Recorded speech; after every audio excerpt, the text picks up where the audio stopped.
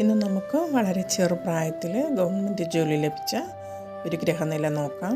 1997 March 15 4:22 PM ജനിച്ച ഒരു ആൺകുട്ടിയുടെ ഗ്രഹനിലയാണ്. മകയിരം നക്ഷത്രം, ശനിയാഴ്ചയാണ് ജനനം. കർക്കിടക ലഗ്നമാണ്. 3 കുജനും സർപ്പവും, 4 ഒന്നുമില്ല, 5 6 ശൂന്യമാണ്, 7 വ്യാഴമാണ്, 7 വ്യാഴം നിൽക്കുകയാണ്. 8 ശുക്രൻ നിൽക്കുന്നെങ്കിലും ഭാവാൽ 9 മാറിക്കഴിഞ്ഞു. 9 സൂര്യനും ബുധനും ശനിയും കേതുവും നിൽക്കുന്നുണ്ട്. 10 ഒന്നുമില്ല. 11 ചന്ദ്രനാണ്.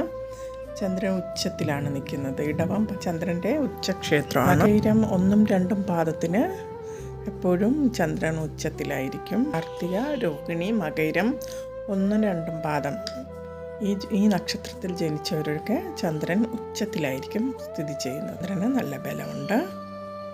ഇതാണ് ഗ്രഹനിലയിലെ ഗ്രഹങ്ങളുടെ പൊസിഷൻ. ഇനി നമുക്ക് ദശാകാലം നോക്കാം.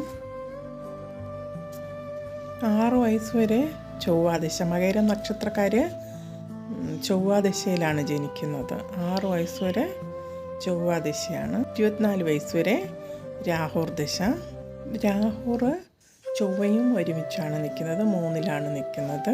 കുട്ടിയുടെ കരിയർ ബിൽഡപ്പ് ചെയ്യുന്ന സമയമായിരിക്കും. ശേഷം വ്യാഴദശയാണ്. 38 വയസ്സ് വരെ വ്യാഴദശയാണ്. കാണുമ്പം വ്യാഴം മകരത്തിലാണ്.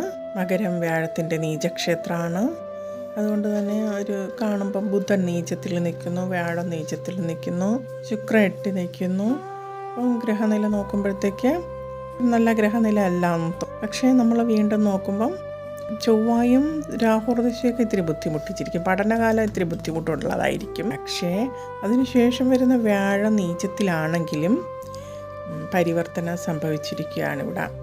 വ്യാഴവും ശനിയും തമ്മിൽ മഹാപരിവർത്തനമാണ്. വ്യാഴം നീചത്തിലാണെങ്കിലും പരിവർത്തനം സംഭവിച്ചതുകൊണ്ട് വ്യാഴത്തിന് ബലമുണ്ട്.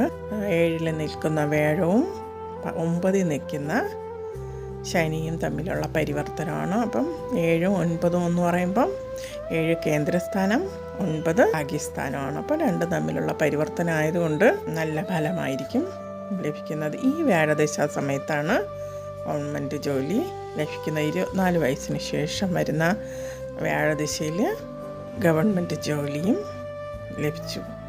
28 വയസ്സിൽ ഗവൺമെൻറ് ജോലിയും ലഭിച്ചു. അതിനുശേഷം വരുന്നത് ശനിദശയാണ്. ശനിയും പരിവർത്തന യോഗം ഉള്ളതുകൊണ്ട് നല്ല ഫലമായിരിക്കും കൊടുക്കുന്നത്. അതിനുശേഷം വരുന്നത് ബുധദശയാണ്. 74 വയസ്സ് വരെ ബുധദശയാണ്. ബുധൻ നീചത്തിലാണെങ്കിലും ശുഭബന്ധം വന്നതുകൊണ്ട് നീചഭംഗം സംഭവിച്ചിട്ടുണ്ട്. അതുകൊണ്ട് തന്നെ ആ ദശാകാലവും നല്ലതായിരിക്കും. ശേഷം 81 വയസ്സ് വരെ കേതുദശയാണ്.